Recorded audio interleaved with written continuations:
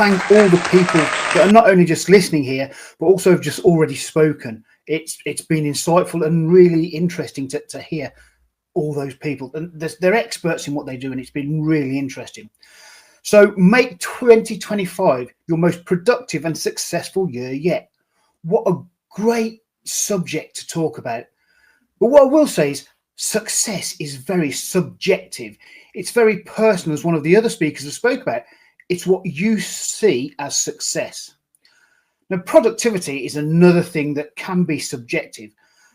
And many people get stuck or misunderstood with they're busy. Now, being productive and busy are very different things. Now, a great one I hear is, you've always heard, well, a lot of people have heard the saying, a busy fool. So many people fill their time with doing stuff that's not really important. So what I'm going to do is try and debunk that. And we talk about things. Now, I'm going to talk about three things today. About dreaming, we all should dream. About planning, we all should plan. And about taking action and having accountability. Now, whether you're employed and you don't have a business, or whether you're a business owner, the two things to think about in 2025 is, one, to be productive and successful for your life in this year is maybe you need to start a business if you haven't got one. And if you've got one, think about growing it. So the first thing I'm going to think about is dream big. If you're looking at starting a business, think about what you want to do and think about how you can make the money and the freedom and everything else that you want in need in your life. Want and need are very different things. A lot of people want things, but they don't need it. So think about what you want, not what you need. So we're going to talk about big dreams. As I said, think about starting your own business. And if you're an existing business owner, why don't you think about growing your business? About stepping away from the running of it to give yourself more time. Now, I talk about time as being the most valuable commodity in the world. It's the one thing we cannot buy back. But we can use our time to make money, which then allows us to live the life we want to live, the life we need to live, and the life we want to enjoy. So dream as big as you can. There's never a dream that is big enough. And if that dream doesn't scare you, it's not big enough. You want to have the biggest dream you want. If you think, I want to make $1 million, well, why not make it 5 million? I want to speak to 100 people. Why not speak to 1,000 people? Think about the biggest thing that scares you that you can and want to achieve. The next thing is think about planning what you do and how you get there. You've set this amazing goal that looks unachievable. So what do? Well, actually, you take it and you break it down into smaller points, smaller tasks. And if that feels big, break it down into even smaller tasks. Why? Because overwhelm will hit you if you have a big goal. And it'll hit you with a piece of 4x2 around the head, put you to the ground and laugh at you. And we don't want that. So we break it down into small, bite-sized chunks. Now, in the military, there's a great saying that every plan, or let me say it, no plan survives its first contact. We're told to plan, but we know that that plan's going to go wrong. But what planning do you do in your life and in your business? Now, people laugh at me because I plan quite a lot. I plan my days, I plan my weeks, I plan my months, and I plan my years ahead of knowing that each one has the ability to change. Now, I actually plan in, and people do take the Michael out of me. I plan in time with my family. Why? Because if I've got a plan and it's there, it gets done. If I don't plan something, well, actually, it might not get done. It's very wishy-washy. I might spend time with them. I might go and start that business. I might. And that, for me, is the start of failure. Now, we all have to fail at something. We all fail at everything. But using that failure to knock us down is not about the problem. It's about the resilience we've got to stand up. When we do fail, it's not about saying, oh, well, it's done, it's gone. It's about standing up and saying, well, if that's the best you can do, I'm going to learn from that, and I'm not going to do the same mistake. I'm going to make a different mistake and a different mistake until you get it right. But the whole thing for me is that it comes back to your plan. You can write a plan and it looks great, it looks pretty. The next section then is to actually take action on that plan. Make sure that you are doing what that plan says.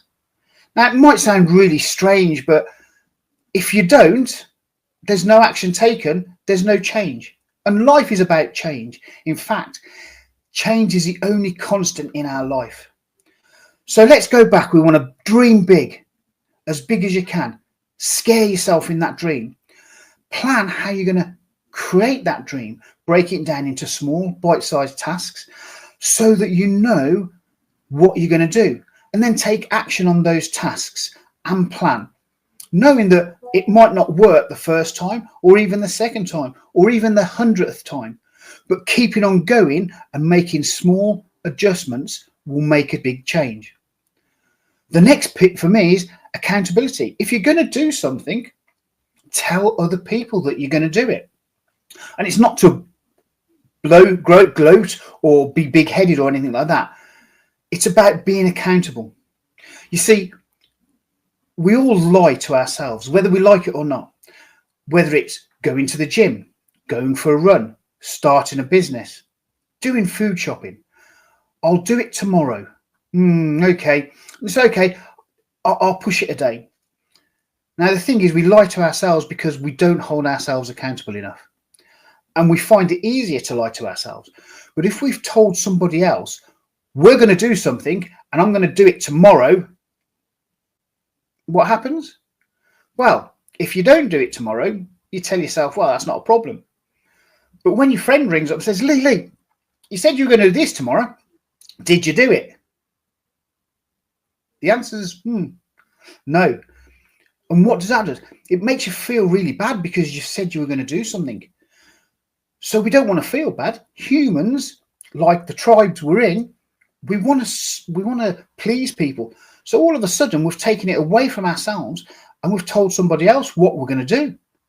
And that then makes us more accountable. We don't want to let that person down or those people down. So we do it. What does that do? Well, actually, that helps us on our step forward, the next part of the plan.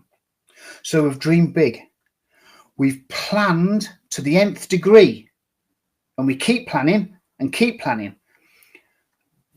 As was said before, perfection. People are perfectionists, but that's great for procrastination. And when you procrastinate, you don't do anything. So the whole thing is, even if it's not perfect and you've planned, take action. That action might not work, but you can adjust it. And then find someone you can tell and tell them and ask them to keep you accountable. Because when you're accountable, you will get things done. And as Jim said before, you then become unstoppable.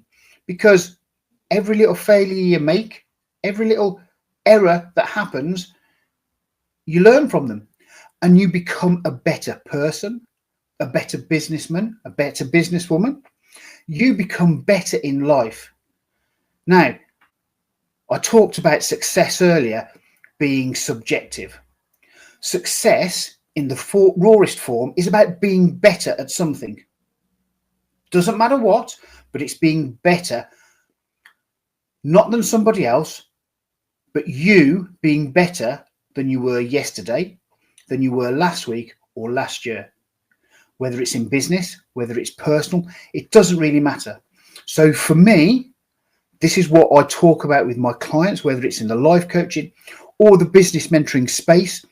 It's about taking those plans, making them work, taking action on them, and actually getting someone to hold you accountable. Now, there's many ways to have accountability. As I said, telling someone, create a group, have other people. So there's a group of you that can all hold each other accountable, because it makes everything go so much smoother. Now, all of these things come together as you start moving forward. So, as I said, the dream, the plan, the take action, and the accountability. Now, there are a few things, along with everything else that the other people have said, that can be used as stepping stones to your success. Now, we'll talk about productivity. As I said before, you can be a busy fool.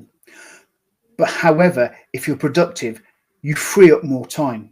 You focus on bits of work that you've planned, because when you come to your plan, you've blocked out time to do this, that, and whatever. So when you come to doing this, you're working on this wholly. You're keeping focused on this. When you finish this, you can then go to that. And you work on that. And you can work on it wholly, focused, and get it finished. And then you can go to whatever. And you can work on whatever, focused, and get it finished. What you will have done then, using those 3 steps, is actually being productive and not busy, because busy gets distracted. So when you're actually being productive, you're focusing on time, doing time, and the work that you're doing selectively and working on that. Now, that might sound quite strange. I can't multitask. I'm terrible at multitasking.